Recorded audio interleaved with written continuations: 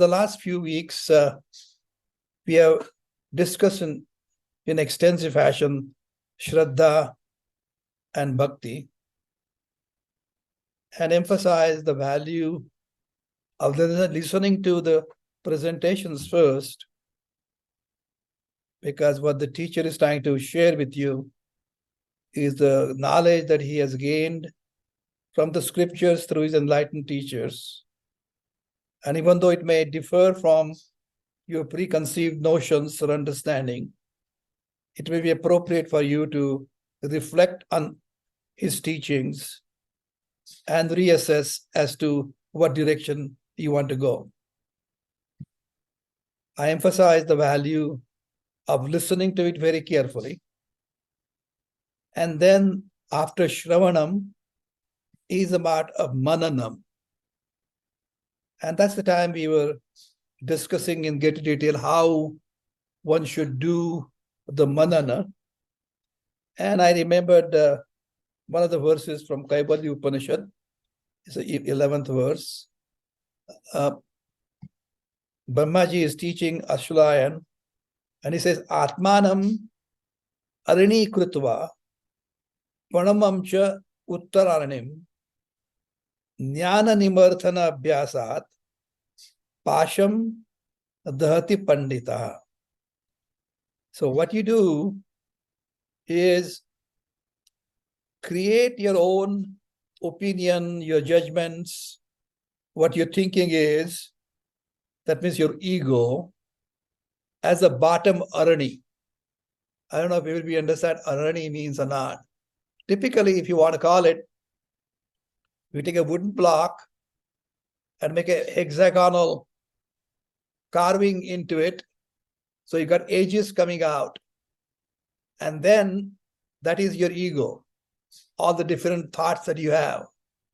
And then pranamam cha uttara aranim. That means what is taught regarding the Brahman is made as the other arani, which is being used to grind against the lower arani, which consists of the opinions and thinkings of the individual and his ego. And that mixing, that churning in the olden times would create a spark which would light, and that's how it is usually used as indhan or starting the fire for the yajnas. At the same time, the same principle can be used to smoothen out your thinking by using upper arani as the Brahman or the teaching, and your thinking as lower one. And that's the way to go about doing it. So basically, the lower one is ahankar at the bottom, omkar, pranava is on the top. And if you want to remember, for those people who grew up in India or at least have been to India before, you can see when the mother makes the churning of the yogurt, she's got that little ravi that is kind of mixing into that yogurt. And when that churning takes place, what comes up is the ultimate truth, ultimate knowledge, ultimate, what do you call it, thing that gives you nourishing, that is the butter. That's the way you do it. So what you need is, in this particular Upanishad, which is very challenging in many ways, because unlike the many other Upanishads, the very first part of the Upanishad itself starts Tvam Brahmasi. So it basically starts as, if you remember it, Tvameva Sarvam Khalvidam Brahmasi, Tvam Sakshat Atmasi Nityam. So he starts the very opening discussion as you yourself are the Brahman and yourself are the Atman. So that is exactly what the challenging part of it for this particular Upanishad is concerned. Now,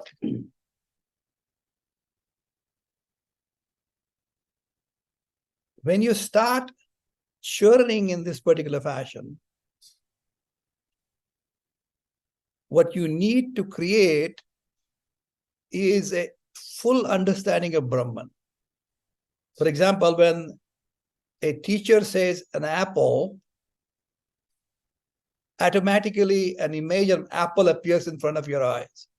So the teacher does not have to explain what an apple is. When you say Brahman, Tvam Brahmasi, Tvam Sakshat Atmasi, it is difficult for any individual to fully understand. So Abhidhan is an apple. Abhideya is the image that comes forth. So what you have to do is to understand what Brahman is, understand what Atman is, in the same fashion that you have a clear-cut image of the apple in your mind. So when you start listening to the discussions, concentrating through own thinking, reflecting without using your own ego, using thought process, churning along it, what you get is a kind of understanding. As my teacher taught me, when you start getting the glimpses of that Brahman, it is something like you writing understanding of Brahman on top of the water. The next wave goes, it goes away. Then you get a deeper understanding of Brahman. It's something like writing on the piece of sand on the ocean front. Either the wind blows it off, or the next tide comes up, cleans it off. But ultimately, when your understanding comes to you, it's something like chiseling out on a piece of granite, so it remains there permanently for ages to come. So that is the kind of in-depth understanding of Brahman one has to have. And then for that purposes, whatever you have listened, punah punyena shravanam kurya. Reflect on that shravana very carefully in the fashion that Brahmaji is teaching us. We also talked about how the Parameshwar or the Ishvara rules the world, because he says, Tvam kartasi, tvam dhartasi, tvam hartasi, ultimately returns back to Tvayilayameshyati. He does it in a fashion how a powerful magnet works, and in his presence, all the things takes place. So Shri Krishna says, Mayadhyakshena prakriti suyate chara sacharacharam hetunanena kaunteya jagat viparivaryate. With me as the presiding presence, the prakriti creates the world of movables and immovables. And because of this reason, Kaunteya, Arjuna, the world undergoes the changes. So it is the mere presence of the Brahman, the God, the Prakriti or Maya, creates and sustains and dissolves. And ultimately, Ishvara is of the nature and presence. When the presence that is complete, full and powerful, that everything is automatically takes place. The presence of Brahman itself is present. And as I mentioned to you, this creation is a Maya. But how do you divide? Divide in Sanskrit? Yaha ma saha Maya. Yaha means what is not. Yaha is what is. Ma is not. Saha Maya. What is not, that is Maya. So that is a power that is presented for us. And it is exactly the way we are able to see a snake when there's a rope. There is a fun part is ignorance that is a rope. So that is a projection of ignorance. And the power of projection is the second. The power of ignorance, don't know what the rope is, and power of projection. We project ourselves that is the snake, and that creates the scale. The same thing applies as far as the death is concerned. I'll come back to this particular discussion on Maya as and when during the discussion session afterward, because I think some other people like Johnny were not present during the past discussion.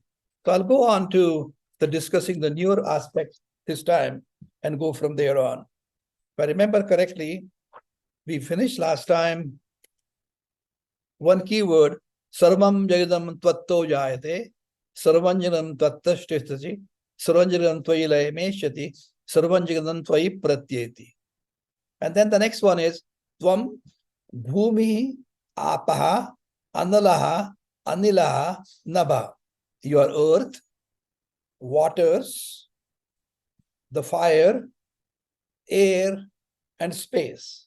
So since Brahman itself manifests as the universe without undergoing any modification, that way all these five elements that we see around is a reflection of Brahman itself.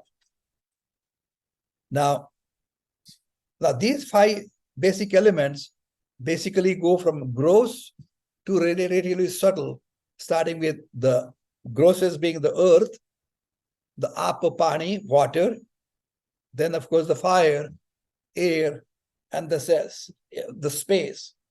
Now obviously, I don't need to emphasize about the earth that is there from which we come, the elements, the minerals, everything are in our body. Waters have the power to quench our thirst and sustain the life. That's an intermediate step. And as you are fully aware that all the waters of the world are all interconnected. That's why the waters are used in every prayers that we perform.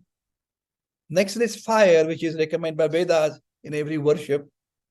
And air is experienced by each and every one of us as we breathe in and breathe out. And then comes the space. And as a matter of fact, in certain temples, and I'm sure Jani has visited that, called temple in Chidambaram, where Akasha Shariram Brahma. In the sanctum, there is absolutely nothing but the space which is prayed to as the Brahman, Akasha Shariram Brahman. So basically, we're talking about Tvam Bhumi Rapo Nalo Dilo Nabha. Then Tvan Chatvari Vakpadani. You are the speech limited to 4 kinds of words. Now, there are 4 kinds of speeches.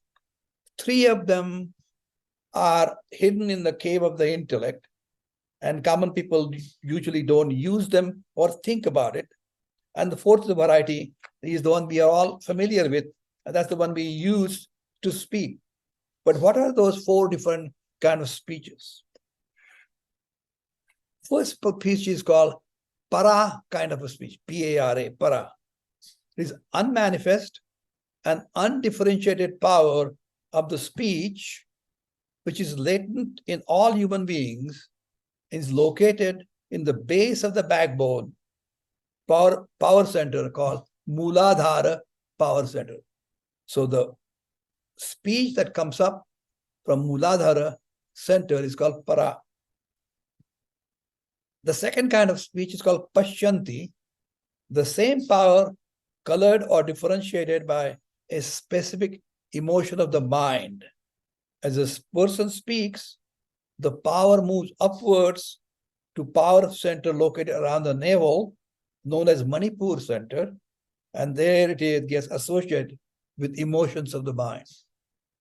The third kind of speech called Madhyama.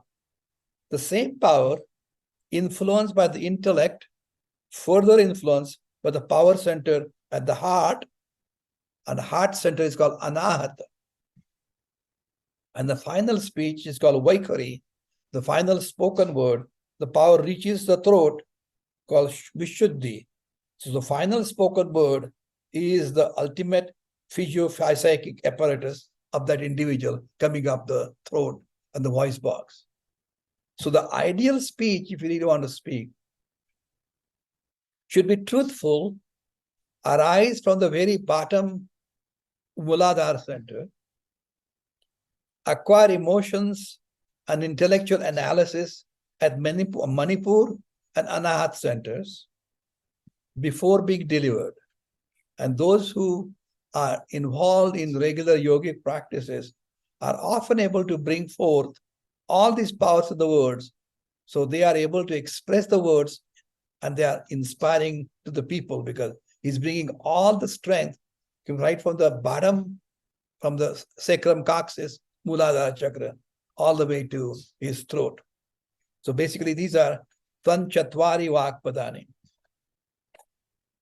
Then he says, Tvam gunatrayatita, Tvam avasthatrayatita, Tvam dehatrayatita, kalatrayatita, Tvam mooladhara sthitos nityam, Tvam shaktitrayatmaka, Tvam yogino dhyayanti nityam. So that's basically the sixth mantra of this. He's talking about transcending the three gunas, sattva, rajas, and tamas. Vedas postulate the creative power of Brahman, as we talk about Maya Shakti, is created this particular universe. This creative power, Maya Shakti, thus constitutes of three gunas, sattva, rajas, and tamas. And this universe, which constitutes both sentient and insentient, can be reduced to three fundamental principles, which are matter, energy, and consciousness. Now, every entity in this universe is manifestation of one, two, or all three principles in different permutations and combinations. When we see the 17th chapter of Gunatraya, Vibhaga Yuga Gita, we have discussion in great depth. The nature of the effect is determined by the characteristic of the cause, and there must be three constituents in the cause of this universe to account for this threefold manifestation, which indeed is the case. Now, these are three gunas, which are sattva, rajas, and tamas. So the entire universe is a manifestation of these three gunas in varying proportions. And substrate, of course, is nothing but Brahman. Now, Lord Sri Krishna, in 18th chapter and 40th verse, is summarizing the entire 700 verses. Na tadasti, the 40th verse, na tadasti pruthivyam va divi deveshu va punah sattvam prakrutirjayi muktam yadebhisyat tribhirgunai. He said there is not a single thing on this earth or in the heavens or in the gods that is devoid of these three gunas of nature. And again, these three gunas is the Maya Shakti. So when the Brahman, the existence, awareness, absolute, is manifest in sattva, consciousness unfolds. When manifest in rajas, energy, activity issues forth. When manifest in tamas, matter originates. And since we know that this created universe is merely a projection of Brahman and not transformation of Brahman, Brahman itself is not affected by these gunas and remains an absolute reality, whereas the gunas belong to the empirical reality. So, tvam gunatrayatita. Similarly, there are three fundamental or major moods of the mind. Mind is alert, getting knowledge of all the things of the world that sattva predicates. When the rajas predominates, the mind becomes restless, vagrant, and finally, when the tamas predominates, mind becomes lazy, languid, and remains disinterested in learning and in exerting. However, since universe is a mere projection of Brahman, it is totally unchanged and unaffected by their appearing, disappearing, and Ganapati being other name of Brahman itself. It is considered to be beyond any effects of these three gunas, which are merely the projection of Maya Shakti. Now you come to Tvam avasthatrayatita. You transcend all the three states of mind, being awake, in the dream state, and the deep sleep state. Now the human beings go through three states of experience during a typical 24-hour period. They're being awake, dreaming, or in deep sleep. During the waking state, when we awake, there are objects and the perception of objects because you're awake. When we go to sleep, in the early phases in the dream state, in our mind, there is a perception of the objects without objects being actually present. In the deep sleep, there are neither objects nor perception. There is also an experience during deep sleep state which is not present in any other two steps of being awake and dreaming. There's in deep sleep, there's an actual experience of joy and general well-being. What actually happens during the all three phases is that in our misunderstanding of this creation, even when we are awake, there's a certain amount of covering on our understanding, can avarana if you want, a covering of ignorance, not knowing the real truth, that is present. When we are dreaming in phases, we still have that avarana on our face, but we are in that we are seeing the objects without the actual objects being present. When we are asleep in deep state, of course, we are not seeing the objects because not there. There's no perception of objects as you see in deep state. And we are fast asleep, but we still have the covering of ignorance. But next to that is our own Atman. That is basically a Brahman in the form of Atman, sleeping in deep sleep, but there's a covering of ignorance on top of it. So when we are deep asleep, sleeping deep, you are in contact with the Brahman or your Atman, which is nothing but Brahman, with only separating part is a wheel of ignorance.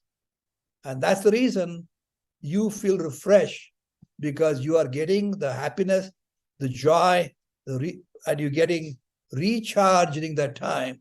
So when you wake up and express yourself that, yes, I had a good sleep, I didn't remember a thing, what was happening during that time, you were in contact with Atman, which is nothing but Brahman, and you're getting recharged and refreshed. So this is Tvam Avasthatrayatita.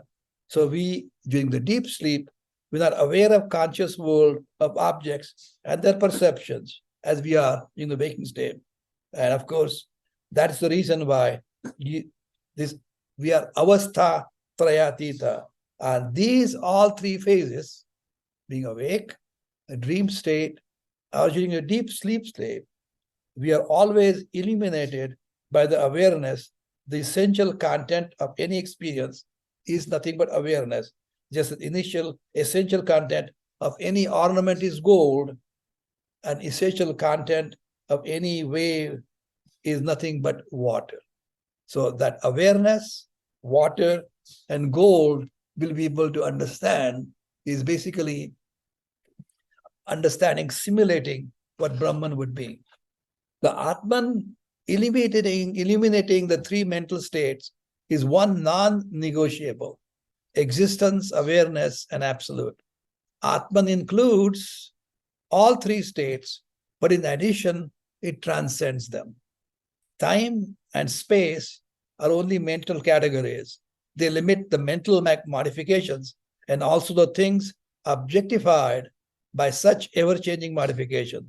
But time and space do not limit the awareness from which the universe together with the time and space arises. That awareness I'm referring to is nothing but Atman, the essential content that brings about the essential content of the individual and that person's being awake, alive, sentience. It is timeless and spaceless. And Ganapati in this particular Upanishad is placed in the position of this existence, awareness, and absolute, and hence avasthatraya, beyond all the three states of experiences. And of course, the next comment is Tvam daihatrayatita, you are beyond the three bodies. The infinite Atman is as though imprisoned, located in the individual, which is essentially a combination of three bodies, the gross, subtle, and causal. There is nothing real or physical about these bodies. It is not Atman that is imprisoned in the body. Instead, it is the physical or gross body that derives its existence and the life energy, Chaitanya, or sentience, from Atman. The individual being ignorant of one's true nature commits the mistake of taking the physical body as oneself, and this mistake binds one to the physical body. The limitation of the physical body we attach to ourselves. The physical body has its existence in the mind. Physical body exists, the notion of my body or me, only when one thinks of it. This wrong or ignorant thought, repeated endlessly, is the subtle body imprisoning the infinite. The body belongs to the person who is nothing but the thread of habits and memories. He has a bundle of fears and cravings, likes and dislikes, and is entirely a creature of the mind. Person is not a real subject, but is the one who masquerades as a subject. This person is never separate from the whole Brahman. In fact, all the three, that is, the sense of being a limited person, the physical body, and the world arise from and resolve into that awareness simultaneously. The person or the subtle body, the physical body, are absent during the sleep. They arise to the seed of ignorance, which is one of the characteristics of deep sleep. Sleep characterized by the common experience that indeed I slept well without knowing anything, and now I feel refreshed and energized. As the sleep comes to an end, the mind comes into existence as a motion in the infinite ocean of awareness. A sense of a separate existence is projected by habit, and the life of samsara begins once again. This habit of taking oneself to be separate from the whole is the sprout of ignorance. And it is called a causal body, so it is the origin of the other two bodies when one wakes up. As a person sleeps, the physical body resolves in the subtle body, which in turn resolves into the body, the fundamental sense, ignorance of separate existence, which becomes dormant during the deep sleep phase. All three bodies are unreal since they do not stand the test of time. Each state, the other two bodies do not exist. In physical body, as one is awake, the subtle and causal bodies are absent. During the deep state, only the subtle body is present, but the physical and causal bodies are inactive or dormant. In the deep sleep state, both the physical and subtle bodies are inactive, and the causal body becomes, an individual body becomes integral part of the common ocean of awareness. That's exactly why one feels refreshed and energized during the deep sleep. Here, the Ganapati Upanishad, Ganapati is equated with that Brahman, the ocean of awareness, and hence is well beyond these three bodies, as the statement says. You translate from Deha Trayatita. I'm going to stop at this particular stage because these are deep thoughts, and I think we need discussions and common thinking together. I'll stop at this stage. Thank you. You're talking about the three stages of sleep. Then there are three gunas. So what's the correspondence between the gunas? I know we have different gunas in all of us, different combinations of it. Sure. And, some of them have more tendency for sattvic and some for rajasic, etc. But how does that apply to all the wake and the sleep and the deep sleep? I do. Sure. Yeah, because you went from one to the other. Because basically this mantra talked about this Ganapati is beyond three gunas. This Ganapati is beyond three avasthas. Three gunas are sattva, rajas, and tamas. So he is beyond that. See, as Sri Krishna is telling Arjuna, Nistray gunyo bhava Arjuna. Go beyond the gunas. That means become one with Brahman. Because this sattva, rajas, and tamas, which projection of Brahman, constitute the human beings because of their misunderstanding. So these are three gunas that we have. Sattva, consciousness; rajas, with activity; tamas, laziness. General description. Avastha is three different stages that we are. Either you're awake, sleeping, and dreaming, and sleeping deep. So your human being is in 3 different phases. So when you're sleeping, when you're awake, you're not dreaming. That phase is absent. You're not in deep phase. You do have a causal body inside, but also is kept inside, is not aware, you are ignorant of it. When you sleep, you're dreaming. Well, you see have a perception of objects, but the objects are not there. So you see the table and a chair or different things in your room, but you are asleep. When you're fast asleep, when those objects or the images of objects disappear, you have nothing going on. When you're fast asleep, Naina, you're being covered of ignorance, avaran mantodasa, wheel of ignorance. And it's separating from your Atman. Atman is nothing but Brahman. Because of that Atman which is within you, that gives you this physical appearance, that is recharging, because you are in almost contact with Atman. Only thing that is separating you is a covering of ignorance, that is Atman, that is Brahman. And that's the reason when you go to deep sleep, next day morning, you're refreshed, recharged, and happy about it. Because you are connecting with that ultimate energy that gives us sentience. You understand what I mean? And when you wake up, again, that covering of ignorance still maintains your misunderstanding as to who we are. We misunderstand ourselves, that we are nothing but this body. You understand? Yeah. So, Yaha, listen, Yaha ma, Saha Maya. Yaha means what is not. Ma is ma kuru, don't do it. Yaha ma, what is not. Saha Maya, that is Maya. So what is not is Maya. But we identify ourselves as this body, as the shortcomings of this body, that we indeed are not. It is our misunderstanding as to who we are. You understand? That is the avastha.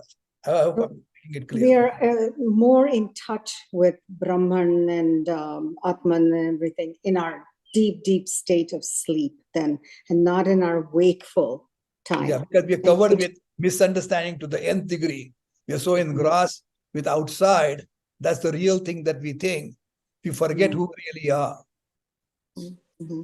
Okay. So, but most of the time, a good 2/3 of our day is in that awake state, wouldn't you say? Exactly. So then we're in a delusional time. Exactly. You see, the Maya has 2 different aspects. I explained to you last time, I can explain again. One is the capacity of ignorance. And the example I gave you is that if there is a little rope during the dusk time, we are ignorant that that is rope. So projection, but part of ignorance, The second part is power of projection. That in addition to ignorance, we project in our mind, that could be the snake. So that is considered as being afraid. So we are afraid that is snake, and you're afraid of it. By knowing when the light is shining, that when the knowledge is thrown on it, the light is turned on in the room, and the knowledge comes back, that's just simple rope, the fear of the snake goes away. So once you understand that this physical existence is Maya, you're able to conquer the death, because you're afraid of death, because you are considering this body as yourself. Whereas you understand that yourself as Atman or Brahman, you understand that is simply a rope You're not afraid of the snake that is going to kill you. So you understand yourself is not this body with this color skin, size of the body, this and that. But you realize you're nothing but Brahman, which is exactly the same in every other individual who's on the discussion this morning, or living entity. You see, connect yourself with the Brahman which permeates to the entire existence. In that knowledge, you're no longer afraid of that snake because you're no longer afraid of death, because you know the Brahman survives all the time. So we are afraid about the death because we are afraid about death of this physical body, which we know is impermanent. But if you really understand who you really are, which is nothing but Brahman, nothing which is imperishable, nothing that is same as Atman, what is there to dharna kya? Once you understand the truth, there's nothing to be afraid of. It's just a rope. This body is just simply a rope. We understand that this is a superficial covering. The inside stuff is nothing but Brahman. Once you're able to realize it, then our attachment to this physical body gradually dissipates. As I mentioned to you earlier, you start writing that in the water which is washed away with the wave. Next time you write on a sand on the ocean, which can blow away that truth or get washed away by the wave. But when you really fully understand it, you chisel it on the granite and stays permanently in your understanding and remains permanently, and you're at peace. I don't know if I'm clarifying it to you or not. Okay. Again, this is not something not going to come overnight. It's not come just morning discussion. But again, that's why Shravana, and I describe to you as Manana. And Manana is Ravi Bhavadana, Kusalaji. So put the underneath is your ego with the pointed edges, your thoughts and biases. Whatever I'm presenting to you, use that as the upper one and then rub around. Let those things get smoothened out. And what will remain is nothing but the hollow in which you're complete. And then you can put them together as a complete Brahman. Okay? So this is something, a subject matter to reflect on. That's why the next phase I'll discuss the next phase next month, because Arun is going to go to India. We'll talk about dhyana, you got to do it. Dhyana along with understanding what we are. Okay? So you got Shraddha, Dhyana, Yogat, Avehi. You'll get to know the wisdom through the Shraddha, Bhakti, Dhyan. So once you have that, you are at peace. Okay? Good question. Thank you. Any other question? Prasanna, you didn't say much.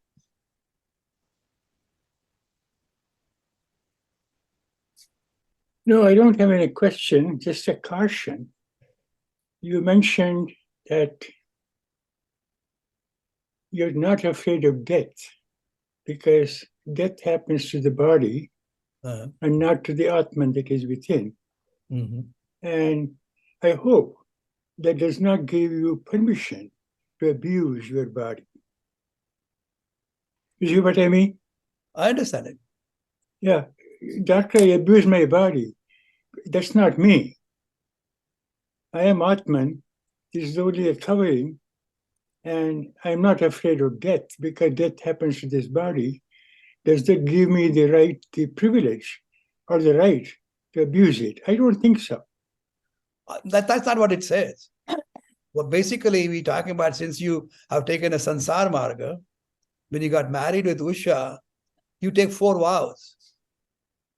Dharmartha kama mokshartham aham vivaha samskaram karishya.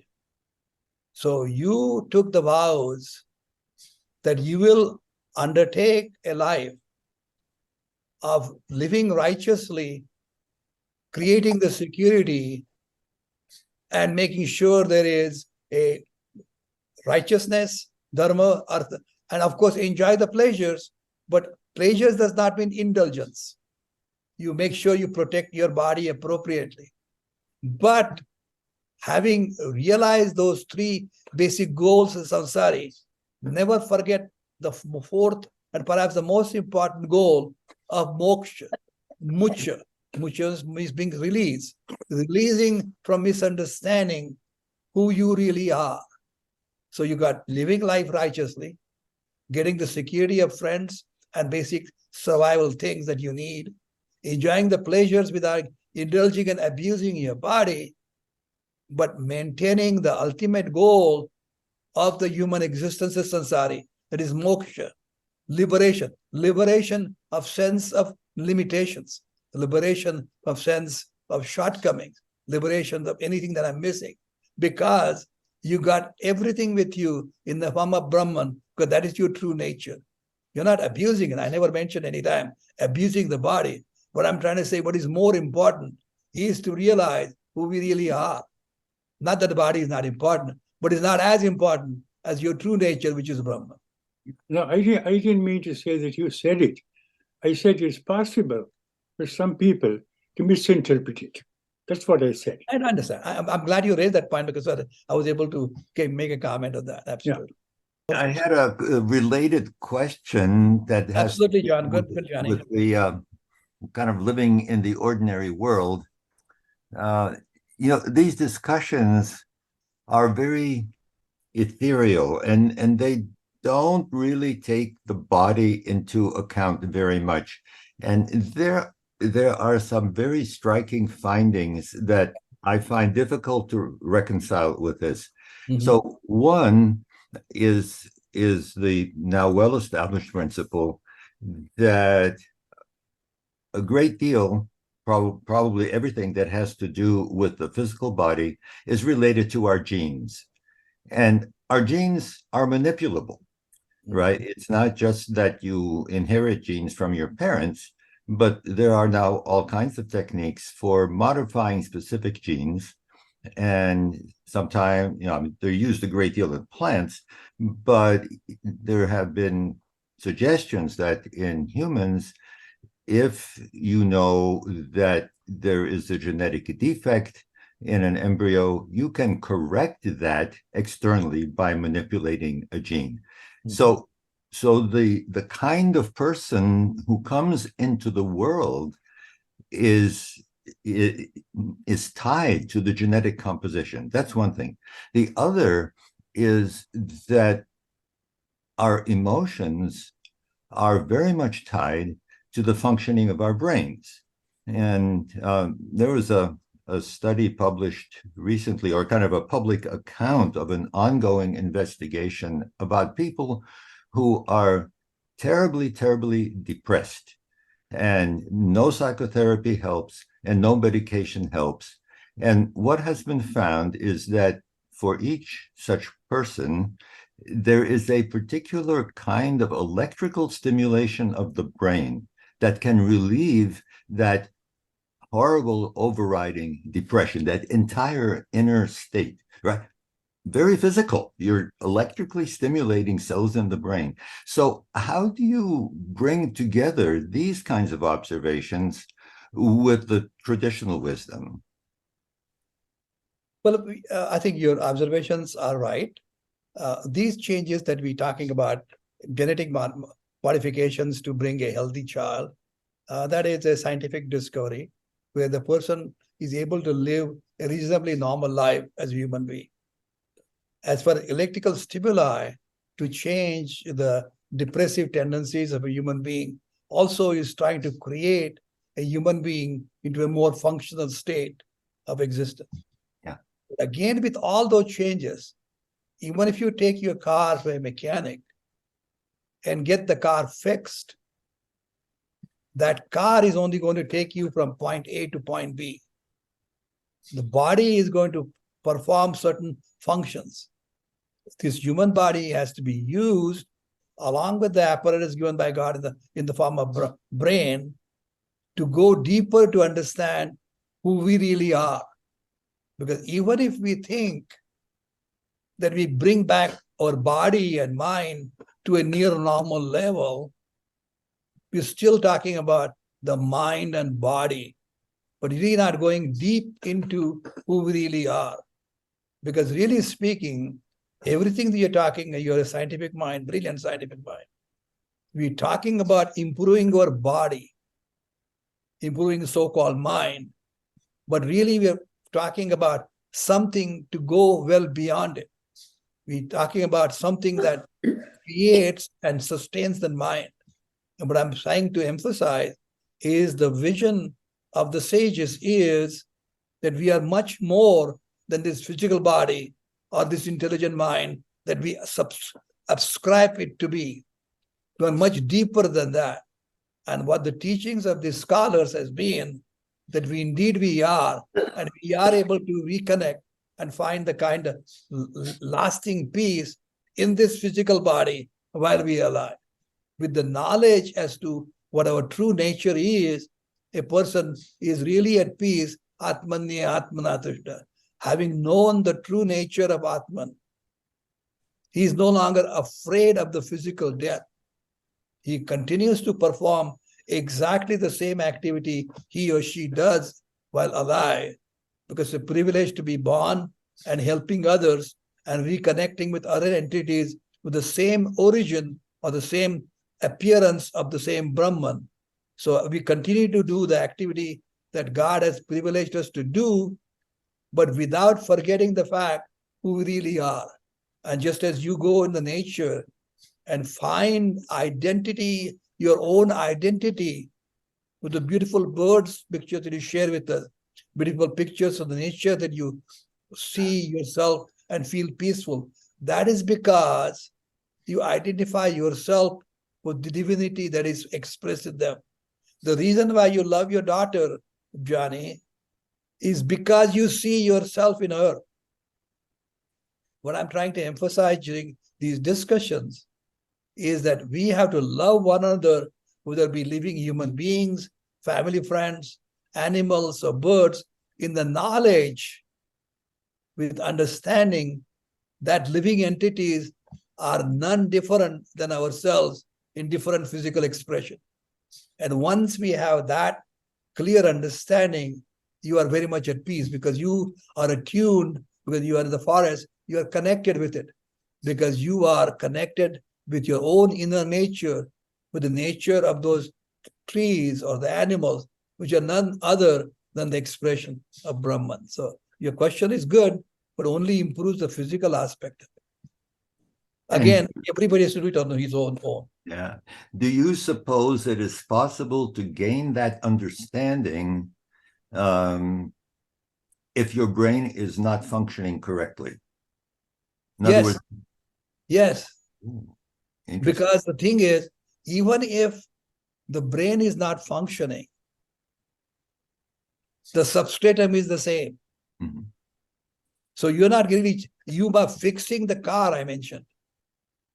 You're not fixing what the basic, that thing, that entity is. So you feel that a person that you have fixed, I'm a doctor, so you can fix a human being to make it functional as we consider as normal. You see what I mean? But as far as I'm concerned, if you go deep into it, Brahman always exists. So when we see everything outside, that's why when we are walking, I mean, you do the same thing, I'm sure. As we are growing up, our parents will say, if there's something like a piece of paper or a book on the floor, you never touch it with your feet. You basically immediately pick it up and keep it nicely because you respect it. But you have to take it further, saying you respect everything as much as you respect yourself. And what our teachers are teaching us, that any entity here is nothing but expression of the same Brahman. And once you are able to see it, then you are at peace because you know who you are. You respect and love everybody else because you see yourself in everybody else. I was just going to ask you very quickly. I don't know if this is a medical question or a spiritual question, but how would you describe someone who's in a coma? And I'm not saying for years upon years, but anybody who's in a coma. I know that you can even induce coma temporarily, etc. But would you call that one of those three states or a fourth state? Or you don't know?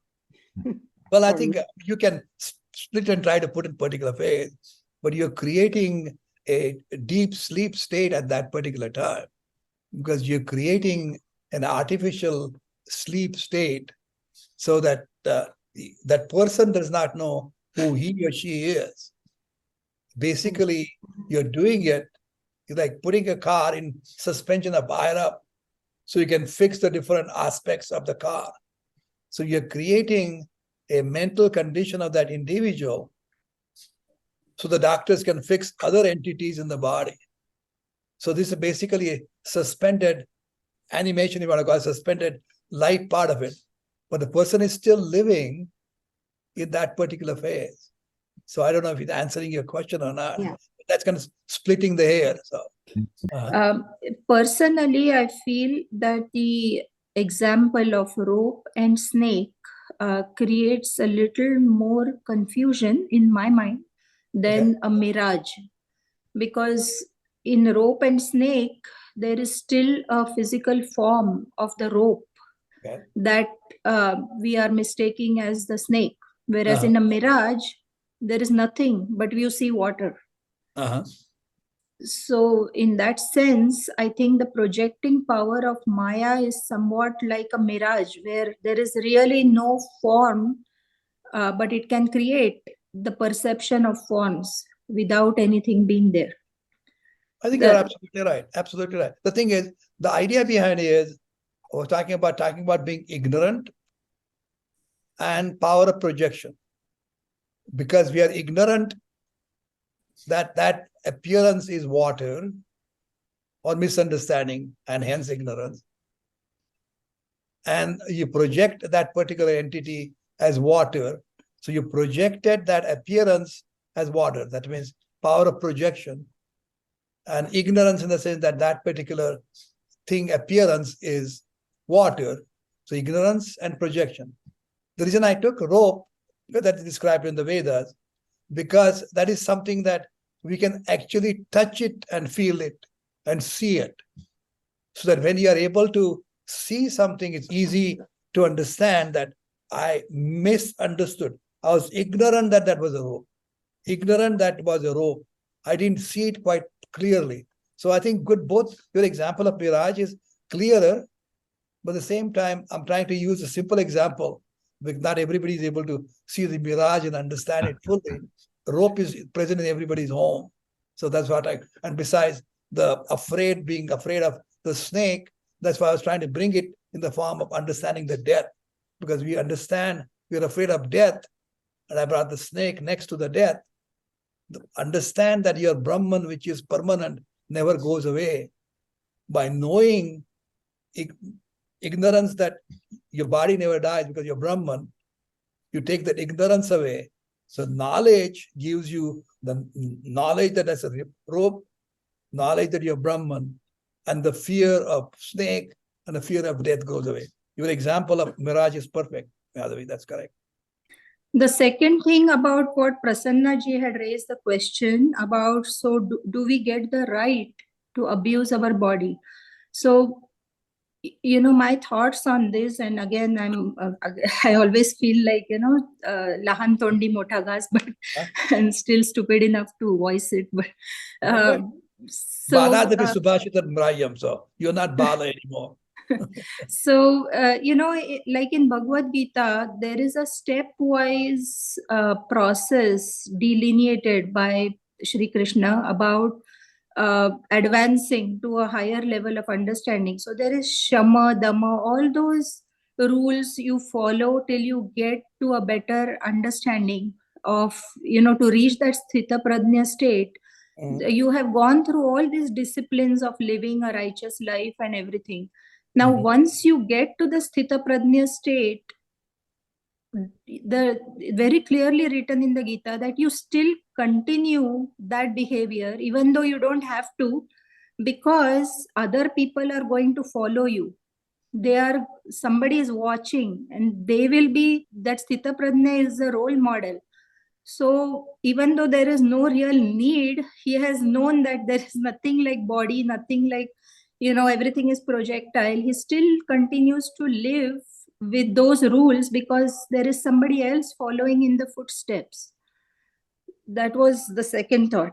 And thirdly, I am not in full understanding about your position on John's question, whether if the brain is not developed fully, can you still achieve this understanding? I have my doubts about that because human life is said to be special because we can attain to moksha. We have the capacity to to search through all these truths and arrive at the conclusion what the Upanishads are all declaring. We can come to that with personal experience, but I don't know if a brain that is not fully functional can arrive at that realization.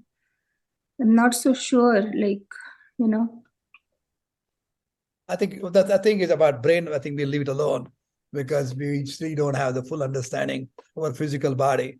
But as far as the reason why the Siddha Prajna also have to maintain is just like even if you have the wisdom of being a top-notch doctor, you still need a CME, is continuing medical education, where you have to make sure that you are not influenced by negative tendencies that are constantly affecting you as an individual. For example, you know the story of Vishwamitra. Even though you reach a certain stage of understanding, you really have to reach a stage where you are totally a Brahmarshi. Typically, people are reaching a certain stage of understanding and refinement and enlightenment, but you still have to reach that stage. Nothing ever bothers you. So that's the reason why Satsangate Nitsangatvam. That's why one of the things in the Shama Dhamma Uparati we're talking about, at the end, you have to remain in the company of good people, so that even with the slightest dislodging of your sharpness, you're able to return back into original things. So good question, good comments. Thank you. Hello, Kaka. Namaskar. Oh, Arup, any Yeah, questions? this is Amar. Yeah.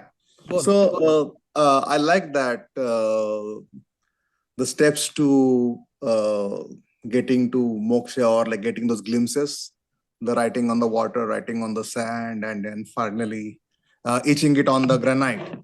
So Right. what, like, again, continuing to the questions which we have, what, like, we have gone through stages, we have those like things in our mind, or we have seen those glimpses, but at the end, during the final end of our, when we leave our body, so does it really matter, like if we have those things attained, does it really matter at the end?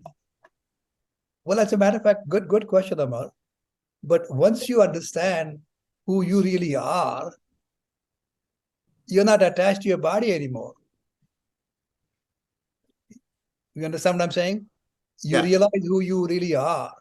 Yeah. You're not attached to the body, that even if your body is no longer remaining alive, you realize that what you really are will never go away. So you're at peace. And that's exactly what Atmanye Atmana Tushta. Knowing who you are totally pleased. Tushta is happy. Atmani eva Atmana Tushta. Shri Krishna's second chapter. So having known your true identity, you are satisfied, nothing more to be gained except helping others as much as you can till the time we have this physical body and communicating and help. Again, help only those who are interested in getting help, not force yourself on anybody else. That's the whole purpose. And you can use different techniques, as our Shastras say, but ultimately it reaches to the same Brahman. Like Sarvadeva Namaskaraha, Keshavam Pratigachati. Ultimately goes to the same God. Name doesn't make any difference. You do prayers, you got to have Shraddha, that means you got bhakti, devotion. And then, as Anne was talking, by yoga, focusing your mind by various ways, you focus yourself as to your true nature and you recollect. And as you can see, that if you're able to focus your mind into one specific entity, the fire is results. You can, like the convex lens of the glass, you can focus it on a point, you will see that create fire. The same thing happens with Arani. You're rubbing the two wooden pieces in the opposite direction. and start the fire. When you start churning what you have, your understanding in the form of ego, along with the discussions made amongst the friends, the people who may have read a little bit more or longer, use those thought processes they have shared from the senior sages over the centuries, use that and smoothen out your thinking, then you'll find the peace. So you're on the right track, Amar. Good question. Thank you. Okay. Yeah, and then I'm looking forward to the next session on meditation, because you said that's what, yeah. So There'll be next one because Arun is going to go to India. yeah. So the Okay. question is, again, the question related to that is like, do we have to really understand all those stuff? So once, like, if someone who has his mind in the right place and then leads a righteous life and done his duties, so does he? So just by doing meditation, can he directly bypass the understanding and directly get those glimpses and that kind of thing? The answer is no. Because if you're trying to go to your head, you don't have any shortcut. You Okay. start with your feet and the knees and the hips and the shoulders and the going up, so that you just cannot build a penthouse without having a good foundation. That's why I'm asking you to read those books from the very beginning. You can't go to the final chapter to find out what you're interested in, Amar. Read from the beginning and over again. Okay? Okay. Thank you very much. Arun, let's then pray then. Om Purnamada Purnamidam Purnat Purnamudachyate Purnasya Purnamadaya Purnamevavashishyate. Om Shanti Shanti Shanti. Have a great day, guys. Thank you.